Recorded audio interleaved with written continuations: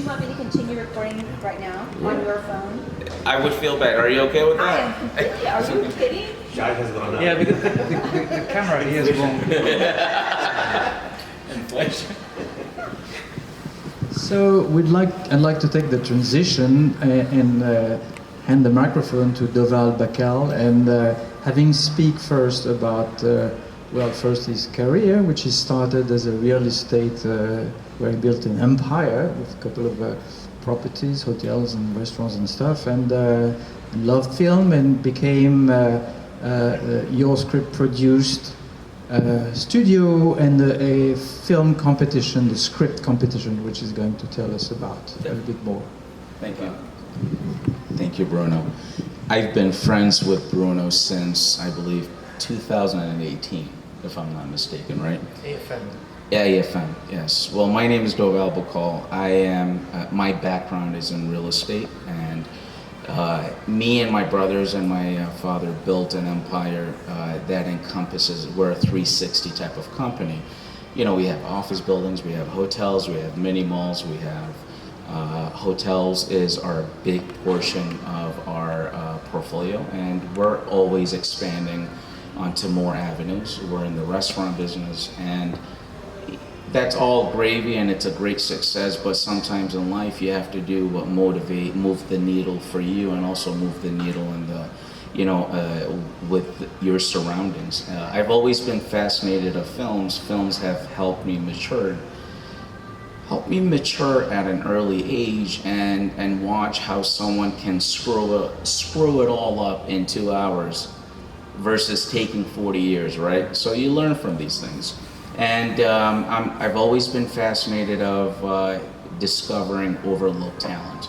You know, I was so busy in real estate, I just never invested in my own talent, expanding on, you know, creating films, writing films. I'm a writer and producer myself. I taught the foundation for how to become a writer and become a producer, and educated myself on reading over 300 scripts, reading 300 books that mean nothing, you know, in the business, because they're all talking about how hard it is to break in. They make it so hard, they put that barrier in front of you just to not enter. And you know, people that go the distance have no barriers. They just go through walls and anything that comes through, right? And that's how I am. And because of my talent was not materialized at an early age, I just chose to go and be something more solid, which is joining my brothers and my family. I now launched Your Script Produced International Competition. It launched in 2019, and Season 1 was in 2019, Season 2 was in 2020, and currently we have an open season, Season 3. First season we received over 650 scripts. Season 2 we received over 2,700 scripts. Season 3 is leading to north of, we'll end up with 5,000 scripts at the end of the competition. I understand that content is king, so I focus on what is tangible and what is important in the industry. That's on one side. And on the other side, I look at myself as a 360 artist. You know, I come from the real estate background, helped me understand numbers and become a better financier. And financing is very important in the industry, because it doesn't matter hope, you know, without hope and dreams, without tangible tracks or components, don't go anywhere. And that's 95% of the people in the industry. They base on hope, hoping to win. That's why I told you, don't try, just do it.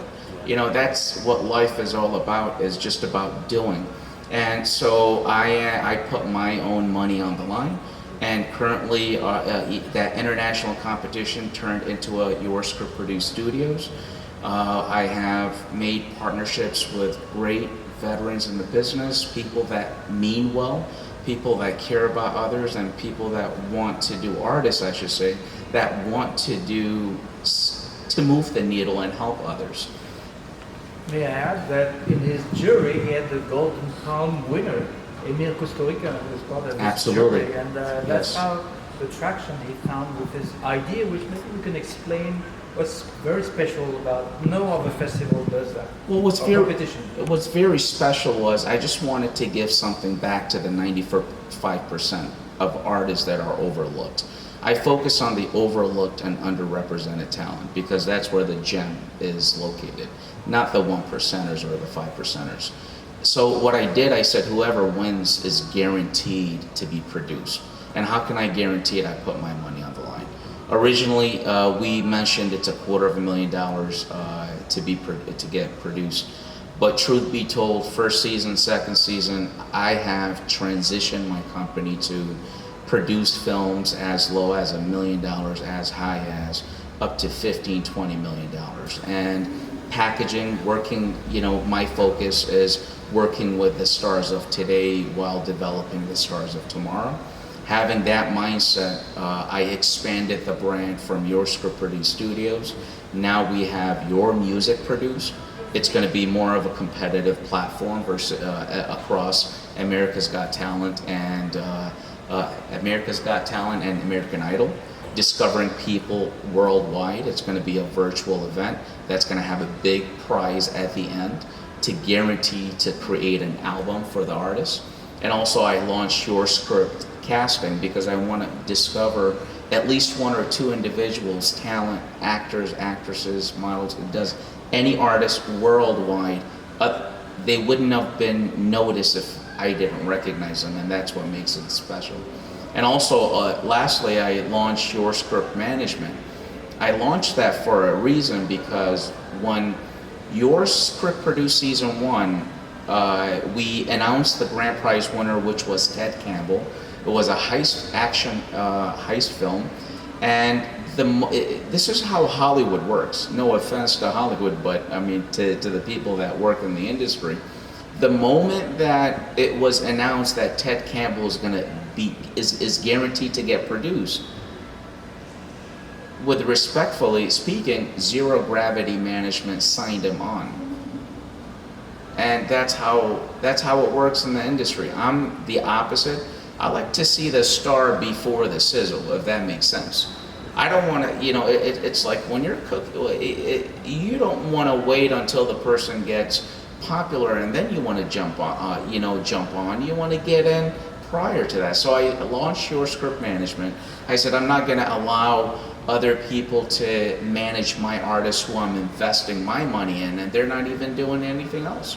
So I am signing talent to my Your Script Management, and so far I signed 2 artists. Season 2 have been signed to my management company, and I will sign as I go whomever that can go the distance, that can become the next superstar. And I owe that, Bruno, John, to Kevin Houvain. I came across, he's the president of CAA and partner, and he said when he started in the 1980s, give or take, he said no star wanted to talk to him. So what happened, he said, you know what, I said, screw it. Let me discover the next superstar. And then that's how it happened. He signed on, his first artist was Julia Roberts. He found her at a bar and he recognized her and he helped her start her career. And that's the thinking that I have. And why do I have that thinking? Because longevity is key for me. Values are key for me, and loyalty is key for me. So you gotta have those attributes and be authentic, and authenticity is critical. Don't fake it till you make it. Screw that line. Just be yourself. Show who you are and you will make it. So that's me. If you build it, they will come. By the way, I smiled when you said that quote from Field of Dreams. Matter of fact, the whole idea of creating, also one of the idea of creating something like Your Script Produced to get all the content, just like all the judges that came through. We have 20 judges for season 3. You should go yourscriptproduced.com and go meet the judges. I have the top 20 judges that no other competition has, and by the way, they're not paid to get on. They just got on because they saw something real. They saw a movement that can't be stopped because it's authentic. It's helping the industry. You can't stop what's good. That's my message. Sorry, now my turn to explain why I smiled. No, Field of Dreams was one of my favorite films which I released, but when you mentioned Julia Roberts, it reminded me, I was starting my career as marketing director for Sony and working with Julia Roberts and Michael Douglas in the film he had produced, and so one of these festivals we ended up in a club, and so at 3 o'clock in the morning we were about to say hi, good night. So I went out to shake hands with Julia. I said, and I got this embrace, and that's how I started in this business with the idea that the big talent we were mentioning are here with a reason. They are here because they recognize who is putting his guts on the table to promote and to help the film. And my advice, we were discussing that yesterday also, is when you're dealing with the talent, don't be scared by the publicist, by the go-between, those people who have the power to say no. Just if you believe it, if you believe in it, go for it and make your point. And I'm sure the talent will say yes when the other one say maybe. Well, if he's happy, then I'm happy. Now, let's go a little bit deeper now in the film financing and the way the Hollywood works and the way John wants to change it. And so I'd like to give the microphone to John Gosier and having explain where he came from. He started also a little bit in real estate and into financing, and his company FilmHedge is really changing the rules, and we wish him a lot of success, and he's many things to announce in Cannes. I'm not sure he can release them here, but anyway, John, yours. Thank you, Bruno, and thanks for inviting me. My name is John Gosier. I'm from Atlanta, Georgia. Flew here for a pretty fancy dinner last night.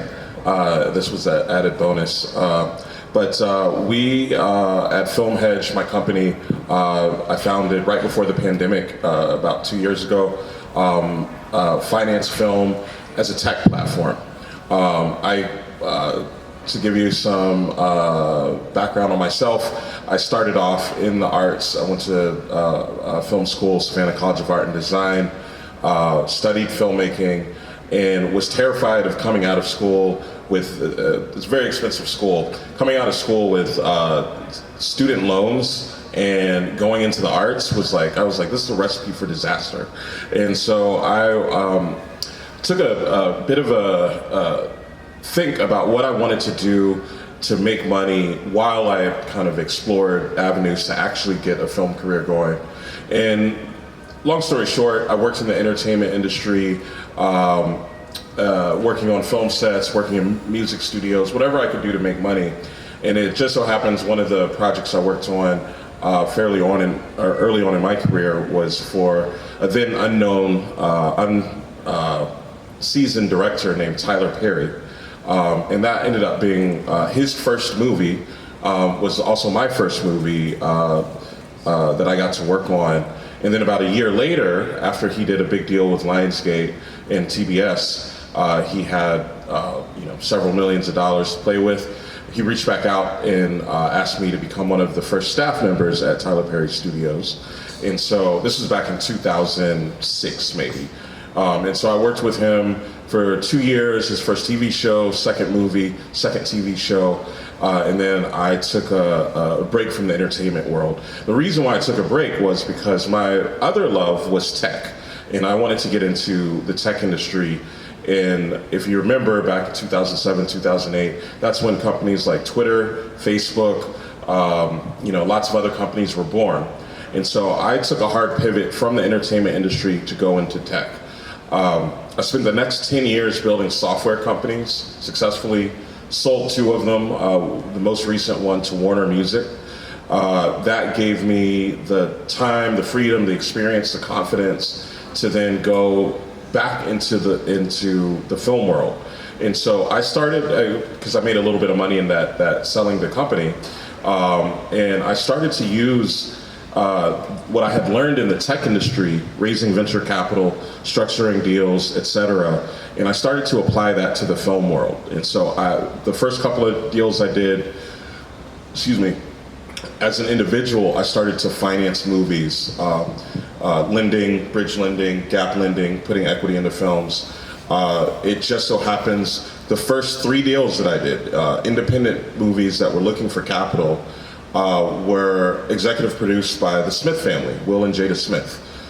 This is pre-slap. But you know, they were lovely to work with, and they weren't in these films. I did one that he was in, but it was really more about learning the process for people who had sort of seen it from soup to nuts, but learning as a financier. I wasn't trying to learn how to make movies from them. I wanted to do deals with them, and the only way to sort of learn the finance business is by doing it. To your point.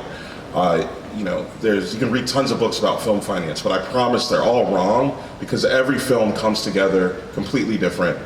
The financing is always different, etc. We'll get into that in the rest of the panel. But the next movie I did was a $10 million sci-fi movie called Skylines. It ended up debuting at number 3 on Netflix. Did really well. The whole franchise is probably a good case study in how to get an independent, big budget sci-fi movie done. And I took all those experiences and started to think about, you know, some of the things I learned in the tech world, which is like, the industry is very inefficient and it's very slow, and financing movies is very chaotic and messy and often doesn't work. And so I started to think as a software engineer, I was like, how can we systematize this so that there's more consistency in the process? Because the problem in the film finance world is the process is always different. The outcome can be the same, but the process is always different. And so I set out to build a platform that automates a specific type of financing of film, which is debt financing. And that's how FilmHedge was launched. So at FilmHedge, what we do is we provide debt financing to filmmakers, essentially loans to producers, film and TV, up to $10 million per project. And the way we do our deals is we're looking for security, which a lot of filmmakers don't have when you're independent, but you can get. And when I talk about security, it's things like file for your state tax credits. The state isn't going to give you money to make your film, but they'll give you a promise that says, if you make this film and spend this money in this state, we will then give you money. Well, I look at that and I'm like, well, the state is not going to default on essentially a guaranteed deal that they've offered to this producer. So we advance you money based on what their offer is. You know, so if they say they're going to give you $1 million, we'll give you like $900K up front, and then we liquidate that tax credit on your behalf. So it's, if you know the real estate or the engineering world, it's called factoring. You know, you get the money now because there's some promise later. We can do that with essentially purchase orders from a Netflix, Amazon, Hulu, Disney, Fox. These advanced purchase orders in the film world are called minimum guarantees. It's the minimum they'll pay you if you complete the film. So same thing, if you have one of those letters from one of these companies, we advance money, and then we know they're good for it. Well, Netflix might be a little iffy right now, but you know, usually they're everybody's good for it. And then finally, we look at things like you mentioned SAG escrow accounts. We can cash flow. We can do more traditional lending, personal guarantee, corporate guarantee, that sort of thing. And so we have a $50 million pool of capital that we lend from right now. We will be announcing that it's growing fairly soon, in about 3 weeks. Significant. And yeah, that's more or less what I do. The other hat I wear, I've never taken off my creative hat, although these days I try to stay very focused and disciplined when it comes to the debt side, because it's very much like banking. It's, you know, there's not a whole lot of creativity in what we do at FilmHedge, other than re-engineering the financial process. But as a creative, I run another company called Southbox Entertainment. We develop, package, and co-finance original productions. One question for you. How do you deal with sales agents and their forecast and Excel sheets, like with numbers? How do you deal with that?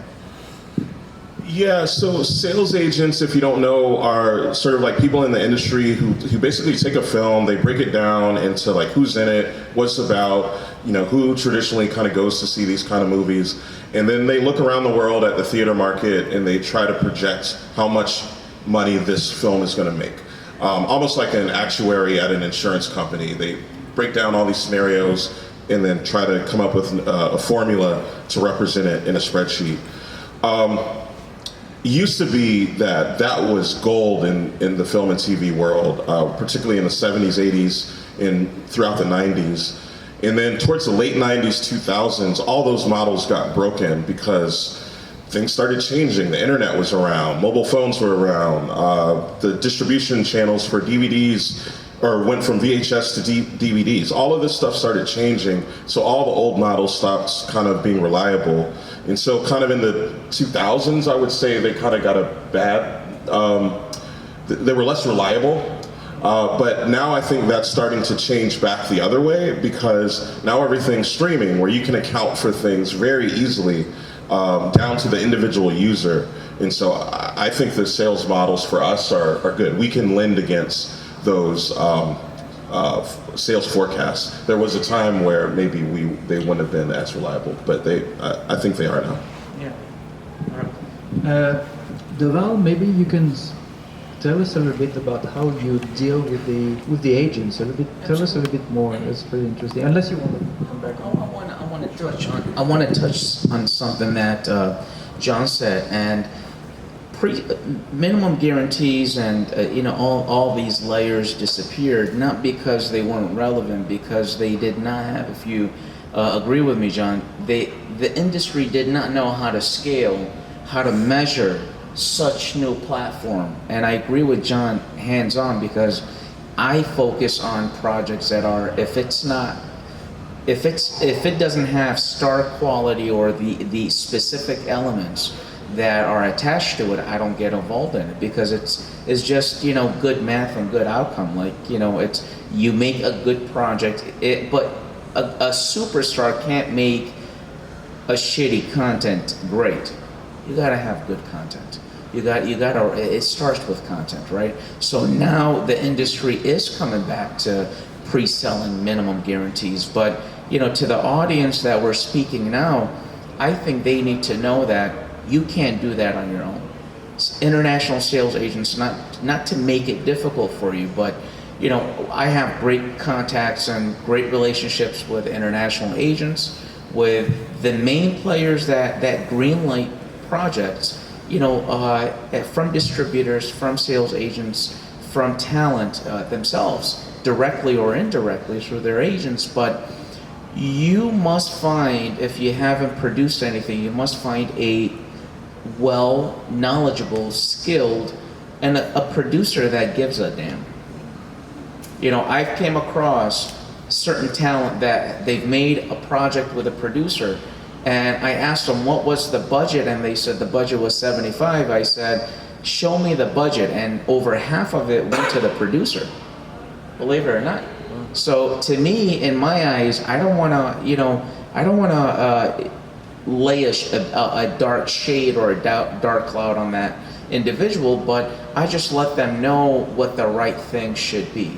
So to me, now I'm working on season 1, Ted Campbell's project, the one that won the international script competition. I have not made any announcements on the changes that the company have made, because I said to myself, I can't just every single time I'm more of a build in silence. But in the entertainment world, you can't build in silence. You have to promote, you have to say, you have to speak. It becomes a little bit difficult, But certain things, I'm gonna have lots of great announcements, to the point that people are gonna say, damn, let me rush to complete my script before season 3 ends. Let's put it that way. Because anyone that submits their script to the competition, I'm not just looking at the grand prize. I'm not just looking at the genre winners. Matter of fact, I just signed I signed and I'm producing a project a feature film for someone that won the quarterfinalist. I am changing the game similar to, I think that's where the synergy kicks in with John and myself. You know, we're disrupting the industry, but not really disrupting it. Other people would call it disruptive because they're just used to the same usual tactics. Okay, you haven't done something, well, you got to do something. If you can't, well, you can't do something if you can't, you know, you can't get hired to do something. It's like a catch-22, and I'm sick and tired of it. But keep in mind, I have came across people that say, I want to do this, but then they don't show me the effort. If you don't have the effort, no one's going to pay attention and take you seriously. If you don't push the envelope, just because you have an agent doesn't mean you're going to get signed, doesn't mean you're going to make movies. You know, you are your own agent, believe it or not. You are your own agent. You have to look for casting. You have to look for, you know, developing yourself. If you don't have a website for yourself now, like for the film that you're doing, if you don't have a website for it, right, just a one-pager. You know, introduce yourself professionally. When they see, you know, when they see you've done that, they're not looking for perfection. They just want to see, is this person serious? Do they want to go the distance? People want to invest in people that want to go the long, you know, the long journey. And that's what, you know, what I focus on. You know, if you're focusing on the long journey, then I'll look at you. If you have something that it's tangible and showing me that in good faith you're moving in that direction, I'll look into your project. You know, but for me to really recognize your project, I read every script that comes through your script produced in international competition. I do that purposely because I cannot just rely on the judges to read the script and give me their feedback. You can't imagine of how many gems have slipped through the cracks, and these two gentlemen can attest to it, have slipped through the cracks because the script analyst or reader or whatever they want to call themselves didn't feel like they have a 10-point, you know, score, and I can't do that. And so that's why I make sure I control my destiny and I control any project that comes through by doing the hard work. It's a lot of work. I wear many hats. You know, I wear the financing hat, I wear the producer hat, I wear the creative hat, from the writing, from, you know, even also when we're working on a project, you know, to some seasoned players that are in the audience, you know, some of you are on post-production. Well, we're focusing on, you know, we had a development call the other day, for example, an actual development call. How did that go? You know, we're not focusing on how we can eliminate scenes. We're focusing on what scenes do not move the needle for the story, for the character, and what characters are just added in. I like to think of the Alfred Hitchcock mentality, right? I like minimal talent to be on set. I like minimal characters, but maximize the story, go deeper. You know, I think that goes a long way. So what we were thinking of, you know, writers write maybe a scene stretched out into 5 locations. They don't understand this costs money to unload and load, unload and load. So my thinking that comes from a producer's end is, okay, not to save money, is to maximize shooting days. Because if you're just spending half of your day, you know, on setting up the set and then, you know, and moving it to elsewhere, that takes too much time from your creativity. If you have all the dots in place and you want to hire smart people in your show, smarter than you for that matter, because that's the only way you're going to succeed. That's my vantage point. And, you know, from just focusing on the development side, the number one thing, you have to find a good producer. You know, a producer that goes the distance for you. You know, a producer that can move. I think I am blessed and humbled to be in the position that I am, because I can take on a project, I can finance a project without even outside help, and I can take it to all the distributors, like John said, like the Netflix, the Amazons, you know, it doesn't matter, whoever has the best deal, you know. and you have to know your buyers. Amazon is domestic. They do international, but they're known for domestic, distribution. And Netflix is more international. You want the international platform? Well, that's Netflix. So it's all about what type of deal are you carving out. And even with promoting your project, strategy is critical.